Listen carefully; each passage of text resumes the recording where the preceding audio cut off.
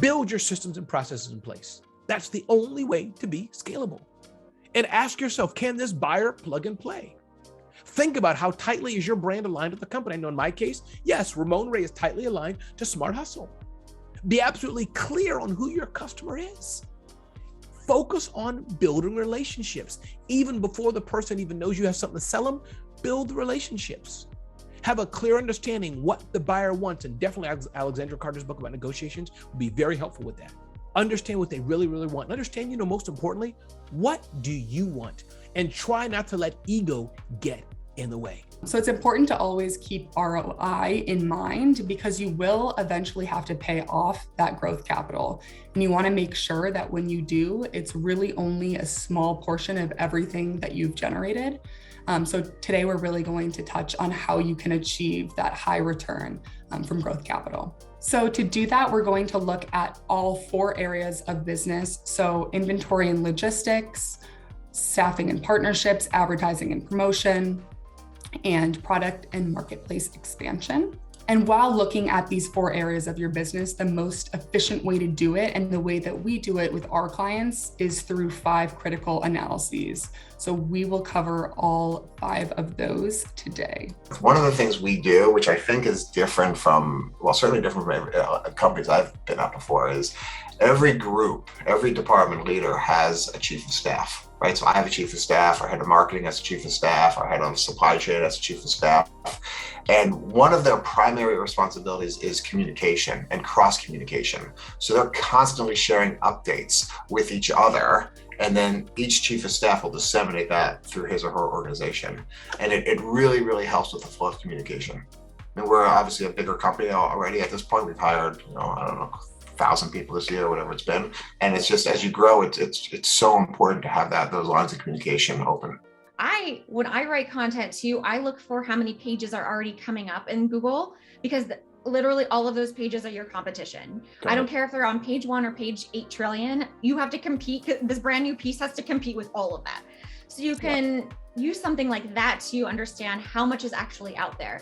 But you can also use the topic research section to find questions about vacuums that you could answer that maybe isn't addressed, or maybe you have a really cool take on it. Maybe you use vacuums to suck up bugs instead of dirt. I don't know. That's what I do. So maybe that could be a really interesting spin on that sort of content. And again, if you keep this audience person in mind, then this piece of content getting 8 trillion visitors is not the priority. It's attracting the 8 visitors who this actually resonates with, who will now buy your vacuum because it also sucks up bugs. So that's the important thing. I believe in taking that shot and looking really big. And I hate to say it, but whether it's, stock market and a company drops 20%, I look at that very quickly, and that's typically where I'm going to buy, because I can see the upside is huge. If I go to anything, I like to see a big return. So if I'm looking at a potential business and it looks to me like it's going to be 100 to 1, I'm going to put, $100,000 in, and I might make $10 million from that. I'll do it all day long. If I'm putting $100,000 in and I think I'm going to make $100,000, I'm not going to do it. Not a chance. I recognized in myself that I was continuously making these same mistakes. And in those moments, what I noticed was that I would get emotional. And that emotion, unfortunately, was causing me to make bad decisions. If your company is outgrowing you, your decision-making ability, you're going to be the biggest blocker to its growth. Number one, I had a fear of making mistakes. I had a fear of actually being wrong. I felt I wasn't good enough. I felt I wasn't worthy. I wasn't comfortable with losing. I wasn't comfortable with success. I wasn't comfortable with being alone. This all sounds so bizarre, I know, to a lot of people. One principle that I want you to take away. In what you are doing, I want you to stay determined, because the universe rewards people who are unreasonably determined to get what they want. People always gulp when I speak publicly and there's kind of an audience, and then they start nodding and they go, oh my God. We all know this big brand customer is actually almost bullying our business. And when we then look underneath at the real, do we know our profit stream? We see that they kill resources. They don't play by the rules. They order at 4:45 on a bloody Friday for bars of soap that they should have ordered on a Wednesday, you know, and that starts to become really unfair on the business. And I mean, I once sacked one of the greatest 5-star hotels in London, and the credibility that created for me and my team, if you all get what you're trying to do with that key customer, and then you just look for other ones like it. I would never suggest that someone go to market and list their business just based on what we've talked about here in this presentation, right? What we want to do is we want to have a business that can meet that buyer's needs. And then if the market's hot, if things are moving, by all means, let's sell it for more than that basic need being met, right?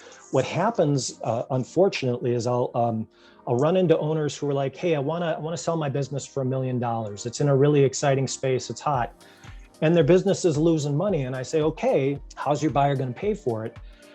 And they'll say, you know, they'll get a little grin on their face and they'll say, well, that's the buyer's problem, isn't it? And we lose sight of the fact that, again, that buyer's an individual just like us. No, they've got these needs they need to meet. So yes, creating that underlying strength of operation that gives us the place to confidently go forward.